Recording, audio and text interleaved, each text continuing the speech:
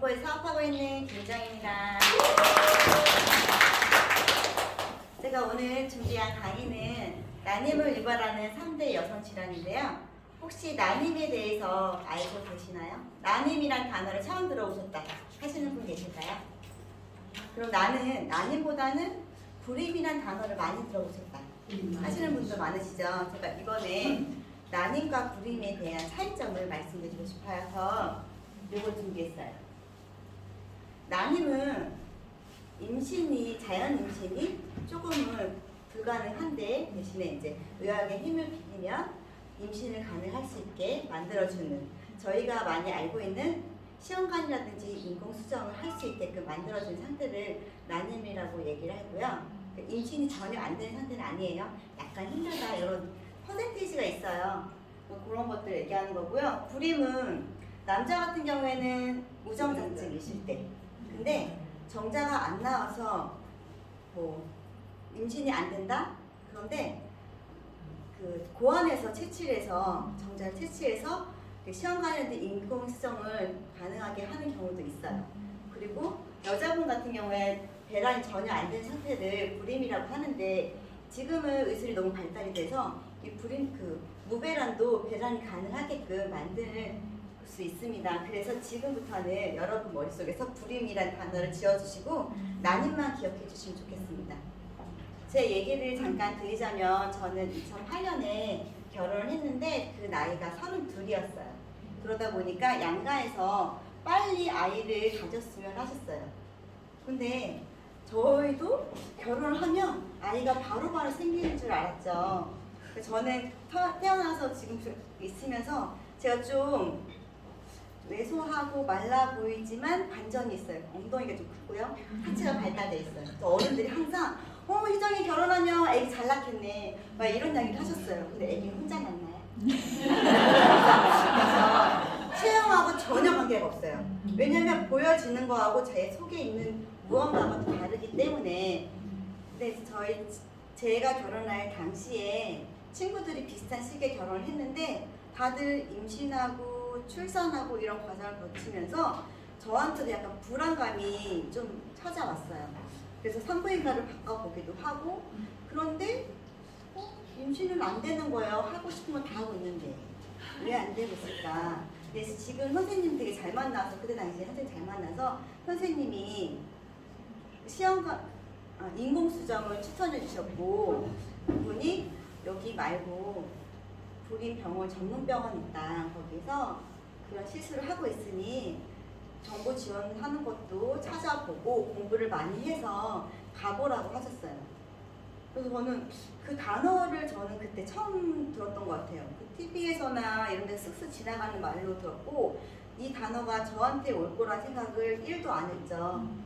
그래서 이제 사이트도 찾아보고 병원도 찾아보고 하다가 사이트에 먼저 가입을 해서 거기에서 이제 저도 위로도 많이 받고 도움을 받았던 곳인데, 그 사이트 이름이, 카페 이름이 그거였어요. 불임은 없다. 아기야 빨리 오렴. 그런 단어였어요. 그래서 이제 불임이란 단어를 안 쓰시는 게, 이런 분들은 이런 단어 하나만 해도 정말 마음이 아프거든요. 지금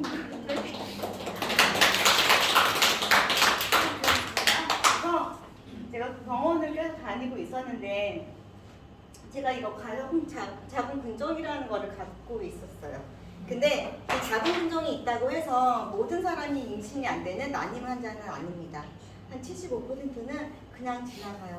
위치에 따라서 임신이 방해되는 위치가 아니기 때문에 수술을 권하지도 않으시고. 근데 제일 문제되는 거는 정말 하근종이라고 해서 이게 좀 문제인 건데, 이것은 3cm 이하가 된다 하더라도 난임이 직접적인 원인이 되기 때문에 이거는 바로 시술을 강행하고 추천하기도 하시는데, 제가 이 과정에서 저는 인공 수정 4번 했고 시험관 5번을 겪었어요.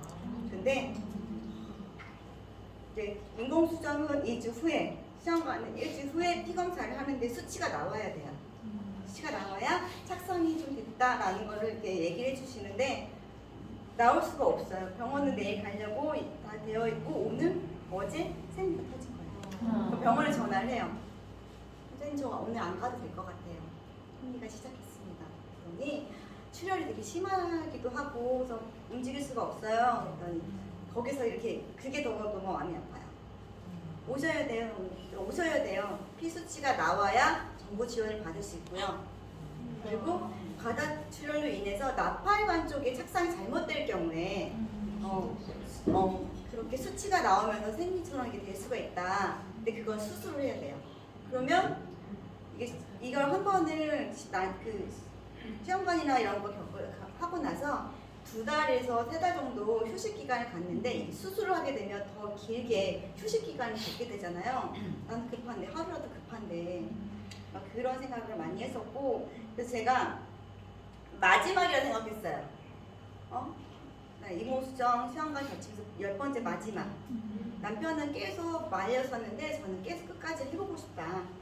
어떻게 해서든지 하고 싶다. 막 이런 마음 되게 막 간절했거든요. 아이에 대한 욕심이 좀 많아서. 그래서 선생님한테 제가 얘기를 했어요. 저는 위치가 3개 정도가 근종이 있었는데 위치가 임신을 방해하는 정도가 아니기 때문에 수술하지 말라고.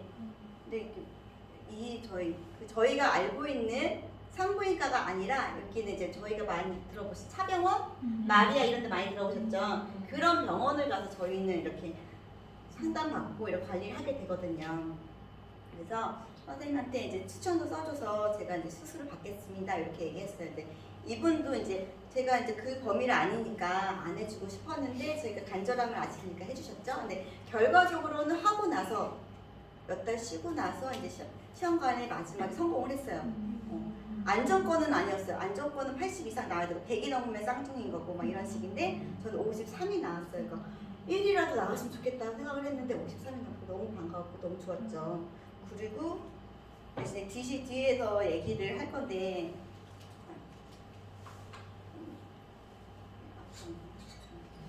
2번, 3번 이것까지 제가 갖고 있는 질환이기 때문에 우리 아이는 좀 일찍 태어났어요. 8개월 만에 태어났고 한 달 정도 인큐베이터에 있었고 그러니까 자궁 환경이 엄마가 좋지 못하다 보니까 아이도 일찍 출산하게 된 것 같아요. 근데 아이를 갖고 출산하고 몰수를 하고 하니까 생리가 없는 거예요. 그래서 개구리 올챙이 때 생각을 못한다고. 아니 올챙이 맞죠? 네. 이게 이 질환이 제 머릿속에 없었던 거예요. 그래서 다시 이게 찾아온 거예요. 근데 생리를 하게 되면 이틀 3일은 꼼짝도 못해. 밖에 나갈 수가 없어. 너무 출혈이 많아서 아이 친구네 집에 갔다가 저도 모르게 바닥에 막 옷이 다 젖을 정도로. 제가 주변에 있으신 분들, 제 주변에 이제 가까이 있으신 분들은 제가 좀 난이 심하다는 걸 알아서 보고 제가 생리해서 못 나가요. 아 그렇구나라고 얘기를 하셨어요. 네, 이렇게 진행이 되면서 나팔관은 그 자궁 내막증이라는 것은 여기 보시면 염증 유착을 일으키면서 그 난임이 근본적인 원인이 되기도 하고 이 난임 환자들이 38%가 이상이 많이들 있어요. 이 질환들이. 그리고 자궁 성분종이라는 거는 그 자궁벽이 딱딱해지는 건데 이게 4년새에 제가 지난주에 기사를 본 거예요. 61% 증가했고 40대가 가장 많대요. 자연 유산율도 일반 여성보다 2배가 높고 그래서 제가 아마 조사를 하지 않았나 싶기도 해요. 근데 이런 것들이 계속 있습니다. 저 같은 경우에는 산부인과 진료를 3개월 아니면 6개월 계속 진료 받았는데 선생님 추천해 주셔가지고 시술을 받았어요. 시술을 받으면 조금 도움이 될 수 있겠다라고 해서 했는데 도움이 1도 안 됐어요. 저는 평생 이렇게 살아야 되나? 선생님이 빨리 폐경이 왔으면 좋겠다라고도 하셨고 그러니까 미레나 같은 루프를 또 권해주시긴 했는데 이거 부작용 같은 것도 있으니까 판단은 제가 하는 거고 그래서 계속 하루하루 뭐 세월을 계속 보내고 있는 차에 제가 이렇게 됐을 때 근데 제가 이 상태가 되게 이렇게 이제 시술을 받았었고 그 다음에 이거 말고 또 시술을 받은 적이 있었는데 그러니까 이게 있는데 컨디션이 안 좋으면 더 악화가 되겠죠. 아이를 3살, 4살 때쯤 이제 어린이집 보내면서 집에 좀 가만히 성격은 아니어가지고 그때 당시에 쇼핑몰을 막 하게 됐어요.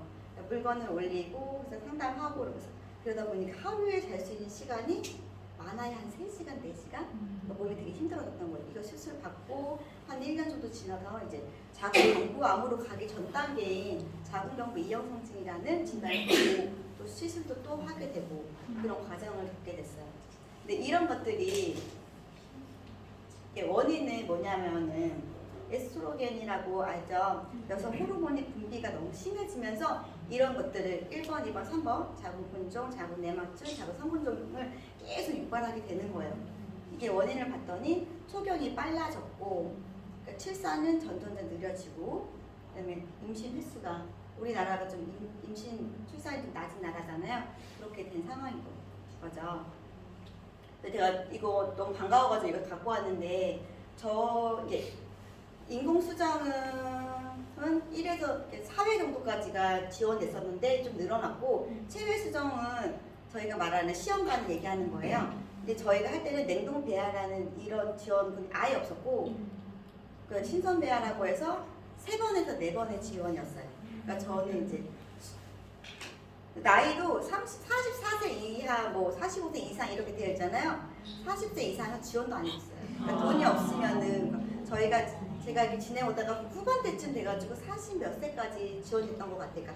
그러니까 40에 넘으면 이렇게 좀 이렇게 임신도 불가능하고 하니까 그때 그런 거 많이 안 해줬던 것 같아요. 근데 제가 이렇게 생활을 살아왔다고 했잖아요. 임신을 하면 그냥 집에만 누워있으면 되고 케어는 남편이 해주고 막 이런 생활을 하고 있다가 제가 유산을 만나게 된 게 생리 때문에 이런 질환 때문에 만난 건 아니에요. 저랑 친한 언니가 어느 순간에 뭘 먹고 있는데 예뻐지고 좀 늘씬해지고 나랑 동글동글 했어야 되는데 언니가 예뻐지고 늘씬해지고 뭔가 이상하다? 언니가 먹는 거 저도 줘봐요. 그렇게 한 거예요. 그래서 저는 날씬해지고 싶어서 유산화 제품 해독을 했고 리셋을 했어요. 그랬는데 2달, 3달 지나고 나서 같이 이제 일행들하고 같이 이제 캠핑을 가게 됐어요. 제가 생리를 하고 있는데 그 캠핑장에 와 있는 거예요. 그분이 저한테 물어봤어요. 언니 괜찮아요? 왜? 언니 컨디션 괜찮아요? 이상하다. 내가 생리를 하게 되면 이렇게 꼼짝도 못 한다고 했잖아요. 진통제도 하루에 3-4번 이상씩 먹어야 되고 막 이런 상황이었거든요. 진통제도 안 먹고 있고 그것도 컨디션 좋아지고 있고 여기에 빠지긴 했는데 제가 이프라임을 되게 이게 잘 먹었거든요. 지금도 이프라임을 메가로 막 먹고 있거든요. 제가 이 몸 컨디션을 제 몸에 대해서 이제 제가 먼저 하게 되는 거예요. 그냥 요걸 먹기 전에 그 전에 이제 안 좋은 식습관으로 뭐 술도 먹고 튀김 음식도 먹고 요렇게 됐을 보고 나서의 그 생리 상태는 되게 안 좋아요. 되게 안 좋은 상태로 힘들어진 텐데 리셋이나 해독을 2-3일이라도 하고 나서의 그 상태는 되게 컨디션이 완전 달라졌어요. 그래서 저는 유산화를 만나서 건강한 삶을 다시 찾고 있는 그런 삶입니다. 여기까지 강의 마치겠습니다.